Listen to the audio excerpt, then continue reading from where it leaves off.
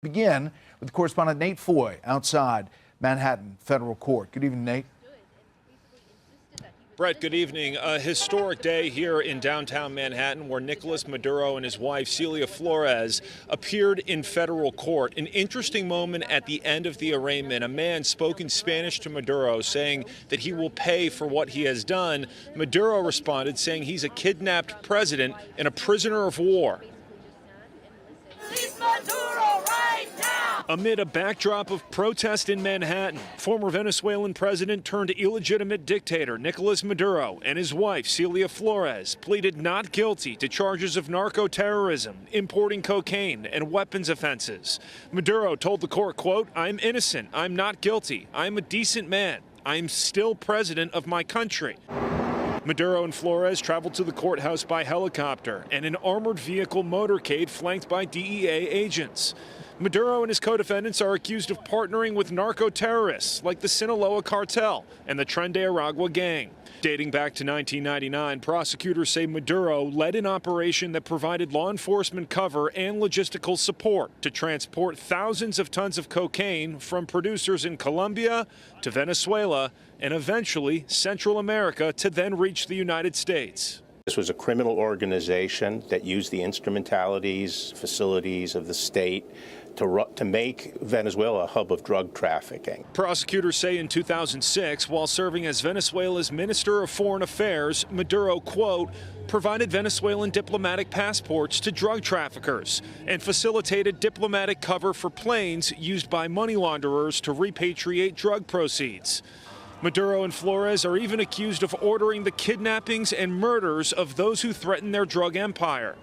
Today at an emergency UN Security Council meeting, Ambassador Mike Waltz insisted the case against Maduro is strong. The overwhelming evidence of his crimes will be presented openly in U.S. court proceedings. Today, lawyers for Maduro and Flores did not seek bail, but indicated that they would in later proceedings. The next court date is coming up on March 17th. Until then, Flores and Maduro will remain in federal custody in Brooklyn. Brett? Nate Foy, live in Manhattan. Nate, thank you. General Dan Kane, chairman of the Joint Chiefs of Staff, detailing the meticulous months of intelligence prep work that went into the capture of Nicolás Maduro in Venezuela. After months of work by our intelligence teammates to find Maduro and understand how he moved, where he lived, where he traveled, what he ate, what he wore, what were his pets. In early December, our force was set pending a series of aligned events. Maduro was staying between 6 and 8 different locations and being tracked by a fleet of secret stealth CIA drones flying above him, according to reporting in the New York Times. Reuters reported that the CIA had an asset close to Maduro, monitoring his every move. Mike Pompeo, former director of the Central Intelligence Agency, also former Secretary of State and a Fox News contributor. Great to have you with us today, Mike. You know, your thoughts, your reaction to this incredible operation that it used about 150 U.S. planes, not to mention the kind of long-term intelligence that we just described. Well, Martha, it's great to be with you, and it warms my heart. And it makes me proud to be an American. Certainly what General Kane spoke to is true. Many months of detailed planning, amazing intelligence work. You know, we often denigrate our intelligence officers. This was really first-class work. And it wasn't just those months. It is years of work that the American people have enabled our soldiers, sailors, airmen, and Marines to have the training, the equipment, the knowledge, that strategic effort. Over years, built up a set of skills that no other nation in the world could have pulled this off, Martha. There's only one military that could have done this. And then the tactical effort, the ability to get the very surprise and the absolutely exquisite ballet that you saw, right? Bombs falling, electricity turned off, soldiers, helicopters, all deeply coordinated. The timing absolutely perfect to execute this in a way that allowed all of our equipment and, most importantly, all of our young warriors to get back home to their families is truly unequaled in recent American history. A kudos to each of them, and kudos to the American people for supporting these warriors in their efforts. Yeah, I mean, it reminds me of the news conference that we had after the Iran attack about the execution of that attack, the planning of it. It's interesting to see President Trump. I mean, he's got his eyes in a lot of different directions, clearly, in terms of potential targets or potential change. But this post from the Department of State, this is our hemisphere, and President Trump will not allow our security to be threatened. And then you have this reaction from the Chinese foreign minister's spokesperson condemning the United States for this, saying China expresses grave concern over the U.S. forced seizure and transfer out of the country of President Maduro and his wife, clear violation of international law and basic norms governing international relations. So China obviously didn't like to see this happen. Iran, all of them, Cuba had operations, Russia, and Maduro was their guy in Venezuela. Now he's gone. So what does it mean? Yes, when that cast of characters is opposed to what you do, you probably did a pretty darn good thing, Martha. Yeah. And for the Chinese to call out lawlessness as if it's something they're not the number one violator of international law is really quite something. What does it mean? It means now that the Chinese won't have access to cheap Venezuelan oil in the same way that they have and with the same ease. It means that the Iranians' efforts to transit illicit materials back and forth between Iran and Venezuela and our hemisphere here in the West will be more difficult. The Russians were proven once again to be terrible allies, right?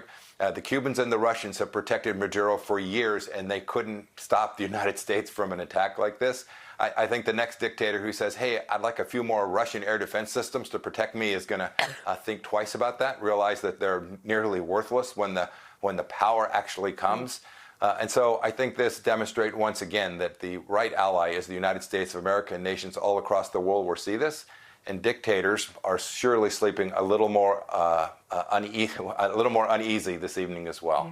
Yeah. So, you know, to the two different areas of government that you once led, we know that John Ratcliffe at the CIA, obviously, they pulled off a very impressive operation here and deserve a lot of credit for what we saw play out. And then Secretary of State, which you also wore, Marco Rubio, here he is defending and explaining this operation a bit in the face of some pushback on Sunday. Watch this. The person who controls the police, he's still in place. The defense minister, who has deep ties to Russia, $15 million price on his head, he is still in place. I'm confused. Are they still wanted by the United States? Why didn't you arrest them? You're confused? I don't know why that's confusing to you. They're still in power. It's very simple. You wanted us to land in 5 other military bases? No, I'm asking why you chose that this was the limit of the military operation. He was the guy who was claiming to be the president. Right. Well, the opposition... He was the top target. Okay. Your reaction to that?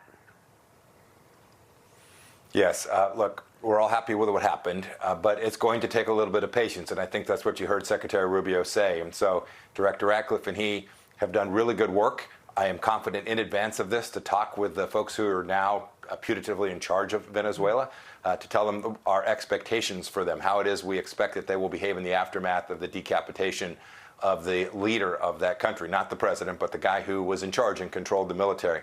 Now it'll be up to those military leaders to conform to what it is the United States is going to demand from them, and if they don't, I'm confident that the support that the Venezuelan people will need to make this democratic transition simply won't be there. And I think now the opportunity that was created for those people in Venezuela, the very gentleman you had on the show earlier, the people of Venezuela who are celebrating not only in Venezuela but around the world, they now have their opportunity, and it'll take the patience to make the transition from where they were for these last, call it quarter century, to the next quarter century of a successful Venezuela. Yeah, very important days, but a huge catalyst has happened over the weekend that can potentially produce the kind of change that you are talking about. Thank you so much, Secretary Pompeo. Always great to see you, sir. Happy New Year. Dana, let me know if I get this straight. The left is defending a dictator who stole an election. But only now, because during Trump's first term, they went after him for not removing Maduro. Right. Okay, and they're on video saying all of this, so it's not hard to go back and look all of those things up. Yesterday, the House Democrats had an emergency meeting to talk about their messaging because they're a hot mess.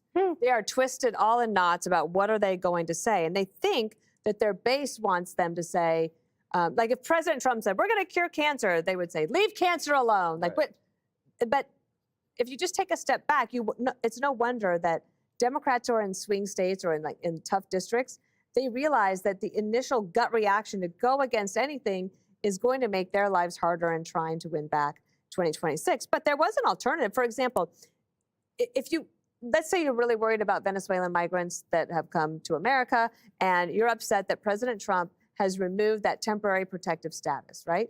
And you say, okay, well, what is something that we could do where we could get something from Trump that we want? Well, you wanted Maduro gone before. I guess they're deciding if they still want him gone. They also think, well, it shouldn't be about oil, but they were the ones complaining when the oil was taken from the American companies or the rights were taken from the American companies years ago. But why can't they ever just say, you know what we should do? Let's go to the president tomorrow and ask him if he's willing for anybody that's from Venezuela that doesn't have pending criminal charges against them or some sort of sexual charge against them or like some sort of conviction, could they stay while this gets worked out? Like, try to go to him and get something for your support for something that you wanted under Trump and Biden, his only term and Trump's first term. That doesn't make sense.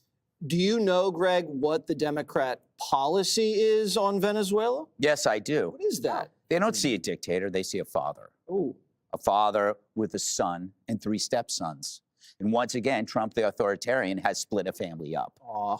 And you know what? Oh, you can mock me or you can laugh at me. I don't care. But what I see there is nothing short of a tragedy, especially around the holidays to split them up like that. You know, I love that the Dems were so upset that Trump sent Maryland dad to Central America and demanded him back for due process. Now they're mad that we bring this guy here from Venezuela for due process. Shouldn't they be happy? We could say, but we're just doing due process, you know. But you got to ask, you know, when you look, if you're a young leftist, you got to think for yourself and go, why are all these protests interchangeable? Why are the protesters interchangeable? Why do the signs all look alike and readily available? And I get it, you know, you're the opposition. Democrats are the opposition, but it's kind of funny when you start opposing yourself. The Dems will now defend anyone, including if it means contradicting their own beliefs from a few years ago. Chris Murphy was at Bozo, right? He was screaming to get Maduro out, and now he's like, oh, this is terrible. He said that the fact that Maduro was still in Venezuela was proof that Trump loves dictators. And now he's going, how dare he do this? So you got to I don't know. Also, and I'll shut up because I don't know if I'm making any sense. I'm just basically winging it. You got to love a party that violates federal law with sanctuary cities and then imploring their own law enforcement to defy or hinder ICE, then telling you that you're violating the law. That is like Ilhan Omar accusing you of incest.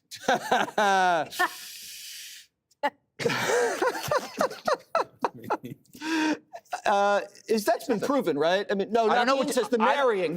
No, I don't know what you're talking about. Incest. I'm just saying how ridiculous it is that anybody would accuse you of it. I just chose Ilhan Omar. I got it. Out of the blue. Yeah. It seems like they wanted Trump in prison, but they want Maduro free. Is that the Democrat strategy? Right. If any law is meant to be broken, if it in any way has to do with President Trump, here, however, what's more simple than a criminal indictment that, by the way, the original one issued under Biden's watch, and then hauling that person to court? For some reason, this absolutely implodes because it all occurred under President Trump's watch. The thing that I'm most surprised by in that montage was Stregonona there, the one who was in her 90s, who doesn't remember, who questions the authority by which we are arresting Maduro when she's the one that should remember.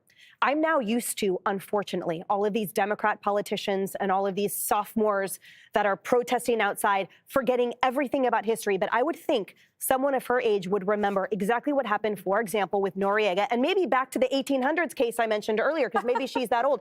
But the whole point is that, again, to go back to that criminal jurisdiction, Even if a defendant never set foot here, even if everything illegal happened off this shore, it is well settled. Even if, per the Noriega comment, even if the capture violated international law and we improperly and unlawfully permeated that airspace and the sovereign land, even if the invasion itself was unlawful, which, by the way, all of those things are not here, even so, nothing strips the court of the jurisdiction over this criminal case. So people like Kamala, look, I know Kamala didn't pass the bar in the first time. I know she has an issue with knowing the law. So maybe I'm here to remind her that, yes, he squarely belongs in that court. And the court specifically talked about even if this is someone who was abducted, and here, she's the one that says, correct, he is a dictator. Correct, he is not an actual sovereign president or state. So leader of a state. So she should know more than anyone that this was the most lawful thing about it. And unlike Noriega, this was safer. We didn't even need to use Metallica, right? So everyone here, it just goes to show that they have to say something. They have to have that clickbait. They can't simply say, thank you, President Trump, for hauling in the dictator that deserves to be in the defendant chair, that deserves to answer for millions of people whose lives have been ruined and hundreds of thousands of people who have died under his impervious watch. But unfortunately, they just want that dopamine hit. They want the followers, rather than constituents, to applaud them. Congress has every right to expect to be made aware of a military attack on land, and they should have the right to be consulted. We have a history in recent years where at least the Gang of Eight, the heads of the Intelligence Committee and the leaders in both the House and the Senate, there's a trust that the president, regardless of any party. I don't know about the young lady, the woman you were talking about, what may have motivated her to say what she said. But this is why I think it's incumbent upon the president to come before the country. I think the country wants to understand, which I think we all understand, we got a narco-terrorist and we've arrested him, and that was the right thing to do. I think the confusion comes as people are trying to digest, what does this mean for military action in Venezuela? Should we expect another? The president, I think, flippantly and in his own way said that the vice president, who is now the president, she should expect worse if she does not follow what we're saying.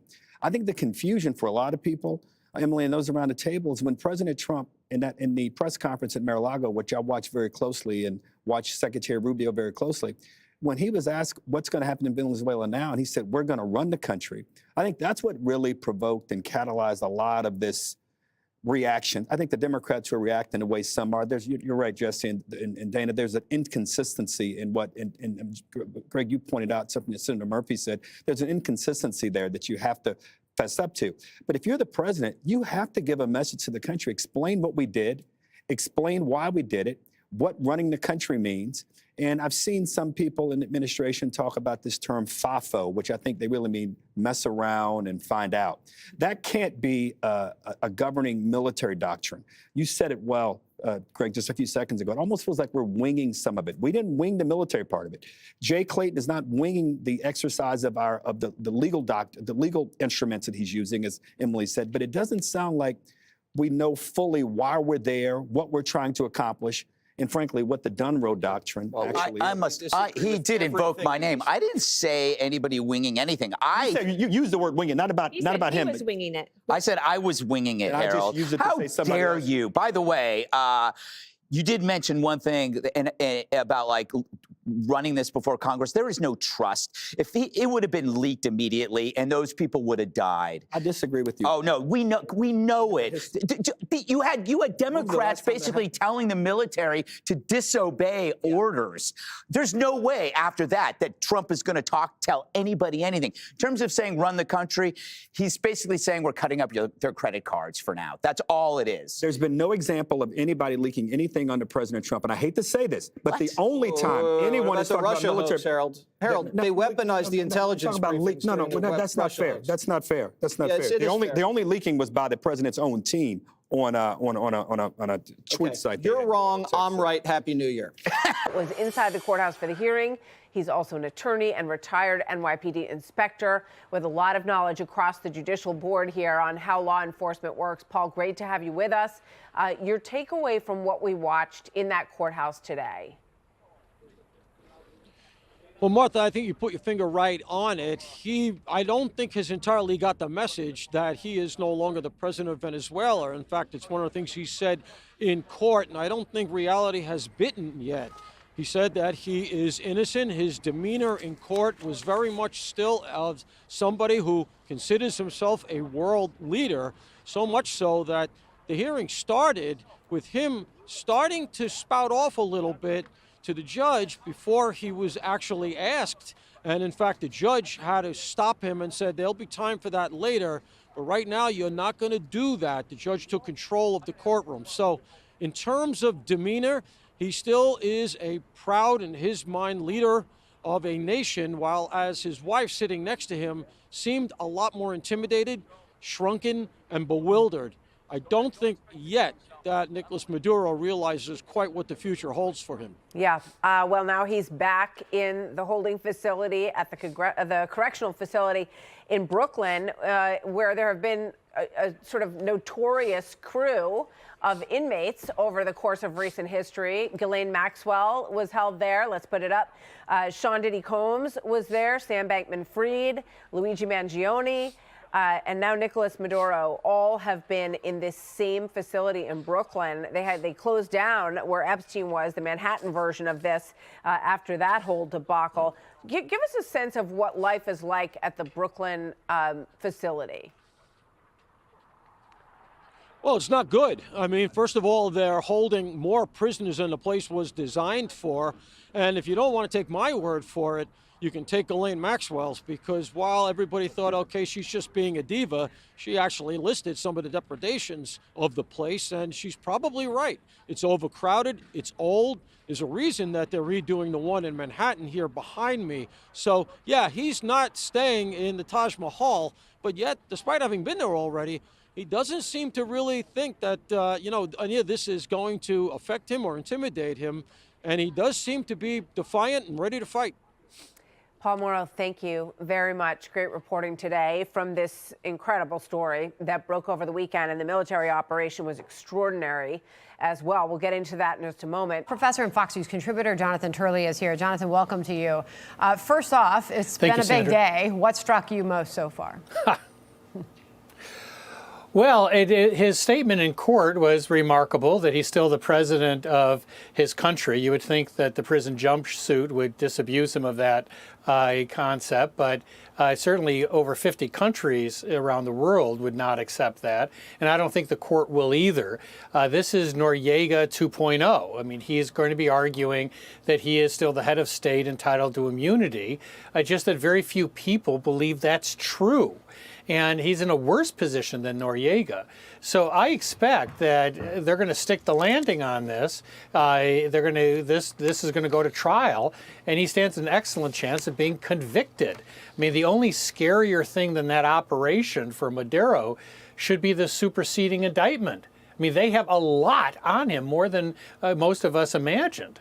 And that goes back to when the CIA got on the ground there. We are told, dating back to August 2025, when the CIA unit deployed to Venezuela to start monitoring Maduro and his wife's movements. When you look at the charges here, narco-terrorism, cocaine importation, conspiracy, possession of machine guns and destructive devices, conspiracy to possess machine guns, the wife's charges, cocaine, possession of machine guns. It's no wonder AG Barr was on Newsroom earlier defending the capture of Maduro based on what we know about him and his wife. Listen. Over our entire history, presidents have had a lot of latitude deploying military forces and using force in a targeted way to deal with threats to the United States. They have been violating international law by using their sovereign territory and their de facto control to conduct hostile activities that are slaughtering Americans. What are we supposed to do? Just sit here and let a narco state act like that? You can't use law enforcement to prosecute them over there and get their cooperation, because they are the problem. Based on what we know to be fact from our own U.S. intelligence gathered over months of monitoring these two individuals, why do you fathom anyone is taking issue with his capture? Well, I was baffled by all the Democratic members that came out and said this was clearly illegal. There's existing case precedent. Much of it was laid, the foundation of that was laid by Bill Barr. I mean, this is in many ways a case that was built on the foundation that Bill Barr laid. And you see that coming out of the Noriega cases, that these arguments failed. This is solidly within those navigational beacons to hold him for trial. They have not only these recordings that they say show him taking an active role in the criminal enterprise, but this wasn't just simply a criminal enterprise. This was a family enterprise. And so you've got his son, his wife, with facing very strong evidence. But you also have high-ranking former associates who have pled guilty. And they very well could be cooperating witnesses, including the former head of military intelligence in his country. That is an extremely daunting prospect for any criminal defense attorney. So now he and his wife have returned to this jail in Brooklyn. What do we watch for next? Obviously, March 17th is going to be the next big date. But based on how everything went today, how do you anticipate things going from here? Well, there's a couple of things that they're going to have to address, Sandra. One is going to be, how are you going to pay your lawyers? Now, it's possible that they've already asked to speak to the consulate, which is their right as foreign nationals under our treaty obligations. It may be that the Venezuelan government has already paid for counsel. If so, I would strongly encourage them to make a lump sum payment, because that government may change and be less forthcoming with that type of support. But the government can demand proof that legal fees are coming from lawful, legitimate sources. And then after they resolve some of those threshold issues, then you're in it. I've been on this side as criminal defense counsel in classified national security cases. And you have to go through these documents. One of the defense counsel, maybe two, will be designated as cleared counsel. And they will sit in a metal room called a skiff, and they will look through all of these documents, and they will file challenges. That's why this isn't going to go anywhere for over a year as they work through this stuff. Wow.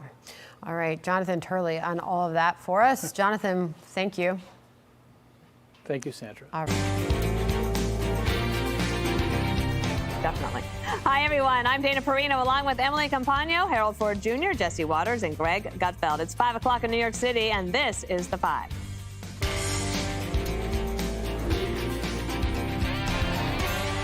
A defiant dictator having his day in court ousted Venezuelan strongman Nicolás Maduro, claiming that he was kidnapped, and he and his wife plead not guilty to a sweeping list of drug trafficking and weapons charges. Maduro telling the judge, quote, "I am innocent. I am not guilty. I am a decent man. I am still president of my country." All of this comes after a breathtaking dead-of-night capture at the hands of the U.S. military. President Trump defending the move to arrest Maduro. What really played is the fact that he sent millions of people into our country from prisons and from mental institutions and drug dealers and every drug addict in that country, in his country, was sent into our country. The fact that he sent drugs into our country, we're stopping it rapidly. So what comes next for Venezuela? Interim President Delcy Rodriguez is now vowing to cooperate with Washington after President Trump warned that she could suffer a fate worse than Maduro if Caracas does not work with his team. The goal? Likely access to Venezuela's vast oil reserves after U.S. companies were pushed out decades ago. Don't ask me who's in charge, because I'll give you an answer and it'll be very controversial. What does that mean? It means we're in charge. We're going to have the big oil companies go in. They're going to fix the infrastructure. They're going to invest money. We're not going to invest anything. We're going to just take care of the country. We need total access. We need access to the oil and to other things in their country that allow us to rebuild their country.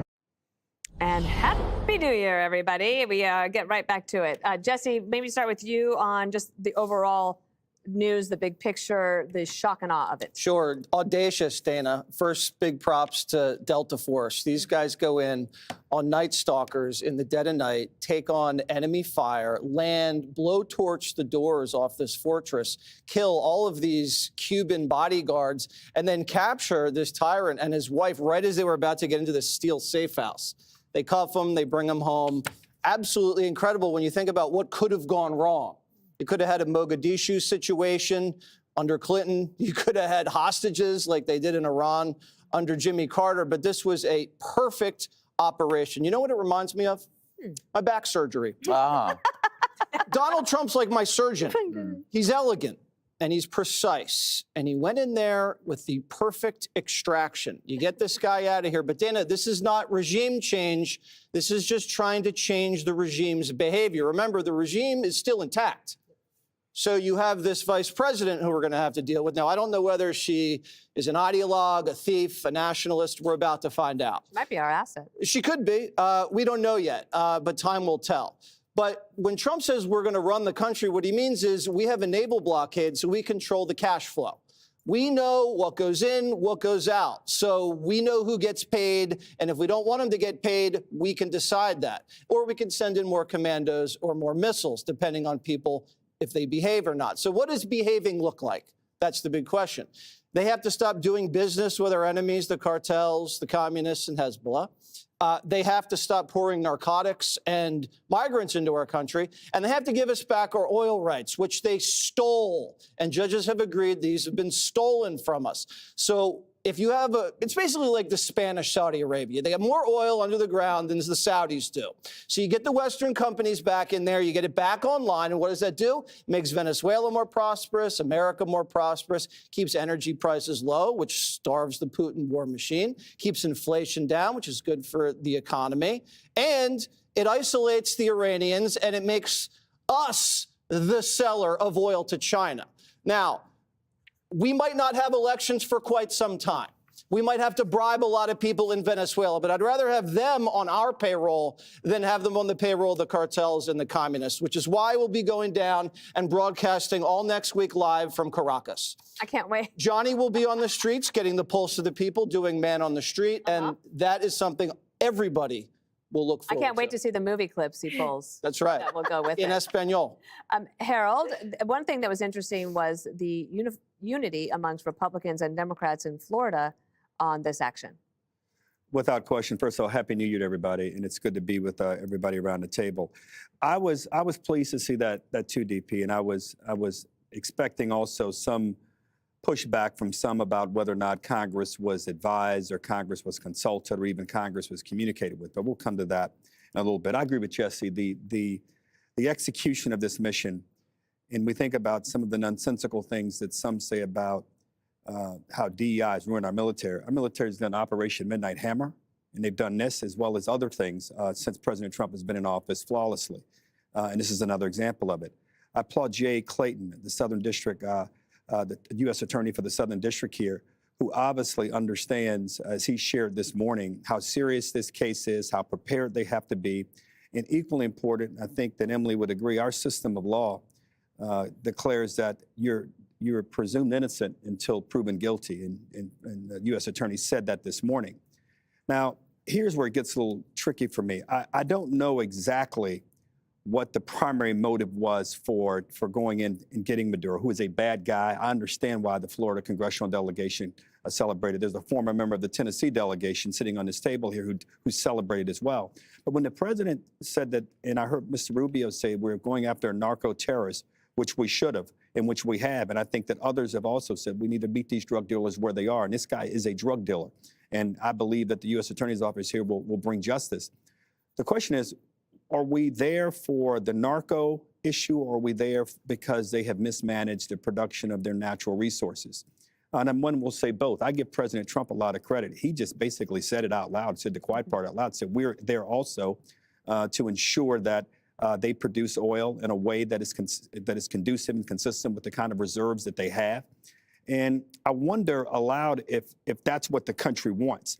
President Trump a few weeks ago delivered a national televised address to talk about some of his economic accomplishments. If he's watching us this evening, I would encourage him to give another address to tell us exactly what we're hoping to do, what we're planning to do, and how long he thinks it may take us to do the things he wants us to do there. Because I happen to believe that focusing on our own hemisphere is something we should be doing. I've been saying since I've been on this show that this should be a priority of the administration.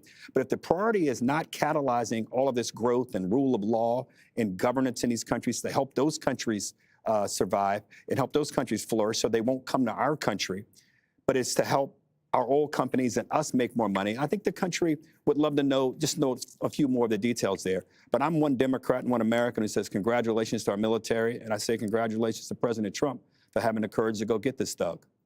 Emily, how do you think court went today for the Southern District of New York and Maduro? I thought it was an interesting snapshot into the tenor that we can expect from Maduro and Flores and both of their respective attorneys. And respectively, Maduro, defiant. He still thinks he's in charge no matter what room he's in. His wife seemed a little bit more subservient, a little bit more defeated, as Paul Morrow said. Obviously, she has claimed that she broke a rib during the abduction. The attorneys came out sort of establishing assertiveness right away. And obviously, they talked about fees. They talked about the voluminous and complicated discovery that we can expect. But I think this underscores and highlights why the Southern District of New York, they are the gold standard venue to hear this. And we know that they have established this history in the past. And people are saying, why there? And how can we haul this person here? Since the 1800s, this country has settled that it doesn't matter if someone is abducted in a foreign country, and it doesn't matter if there are interests that are harmed. We can have it be in any venue, and the SDNY is, again, that gold standard for that reason. So if there's international criminal conduct, then we can hold essentially that prosecution anywhere that the U.S. interests have been harmed, any venue. SDNY in particular, however, number one, all money laundering and all of the banks, the financial headquarters of the world. So sort of conversationally, every dollar flows through New York, even if it's proverbial. We have a longstanding relationship, the SDNY, with people like FinCEN and the DEA and all of those elite agencies, and the special elite quality of our prosecutors there to deal specifically with the narco-terrorists, to deal specifically with the drug lords, to deal specifically with these global thugs that are used to having their way in any room, that really cannot be overstated. So I think going into this, and the judge himself said this, at the age of 92, he sounds a lot younger, but he said, look, I am ensuring that this defendant will have a fair trial. And if the appeals record is any indicator of what we are going into, then the success of SDNY is to be totally expected. Greg, the Biden-Harris administration had a $25 million bounty on his head, but they didn't do anything. Right? They didn't. They just waited to see if somebody would capture him. And then it's interesting to see some Democrats being so outraged that he actually did something. I fear, Dana, that I've lost the ability to make complete sentences. Oh, after the time off? Yeah, I've spent 2 weeks with a 1-year-old. I've not had a conversation that is about anything. Okay. Would you like to sing us a song about how you feel? Yes. Which is your favorite Venezuela. What was, oh yeah, 25 million. I think Trump should give that to the Delta Force. Right? Again, Democrats, they'll throw money at anything, but they won't actually do it. I feel like this is like, Trump is kind of like the parents that become the trustees of a drug-addled celebrity. Like, he's just going over there, he's just running the business until you can get back on your feet. The irony of this golden age is that it's got to be great to be a commie mayor in New York City, because Trump is outside your kingdom solving all of your problems. You know, it's like staunching the flow of drugs, reducing illegal immigration, slashing crime by gangs, easing the burden on your social programs that are designed for the citizens, all the things that we were going through under a Democrat mayor, under Adams and under Biden. But now Trump is handing Mamdani a soft landing, a honeymoon. All these horrible problems that existed under Biden are now going away. And, you know, Trump, I know people are saying, but Trump's against forever wars. Well, what's the opposite of a forever war? It's not no war. It's precise surgical action, taking out drug boats, bombing nuke facilities, extracting a dictator, so you don't have forever wars. It's not a forever war when you're lancing a zit. A forever war is what Trump is dealing with domestically with Democrats. You know, this complex fraud, you know, that is waged against us every day. And it's like, it's such a contrast between Trump's decisive action and kind of the Kafka-esque, you know, corruption of Democrat rule in every city that continues to keep going. Now, there's an argument, and Harold touched on it briefly, but then scampered away from it because he knew I would crush him like a bug. Scampered. Trump, says it's about drugs, and people will say, well, if it's about drugs, why didn't he go after Mexico? Mexico is the primary source of fentanyl. Venezuela isn't. Well, you do Venezuela so you don't have to do Mexico. You start small and you send a message. You work your way up to the ladder, to the big stuff. And who knows, you may not have to do it, because as you can see, people will start cooperating. Yep. The other interesting thing that people haven't brought up, but I will now, is that, where does all the fentanyl precursors come from? China. Exactly, Dana. Thank you for completing that thought. Who was in Caracas? Is that how you say it? Hours before Maduro was snatched? Top Chinese diplomats. Why are they there? Because they're Maduro's sugar daddy. And basically, Venezuela is the crack house for China, where they pimp out whatever they need. So China's role in Venezuela is enough basis for the Monroe Doctrine to go in there and clean it up. Peace through strength. Yeah, what just happened? I think you did well. You did well. I think she would be very proud of you. Yeah. You just need a little throw up on the sweater. I think you'll be fine. It'll get you there was a lot of vomit. Some of it mine. Hey, Sean Hannity here. Hey, click here to subscribe to Fox News YouTube page and catch our hottest interviews and most compelling analysis. You will not get it anywhere else.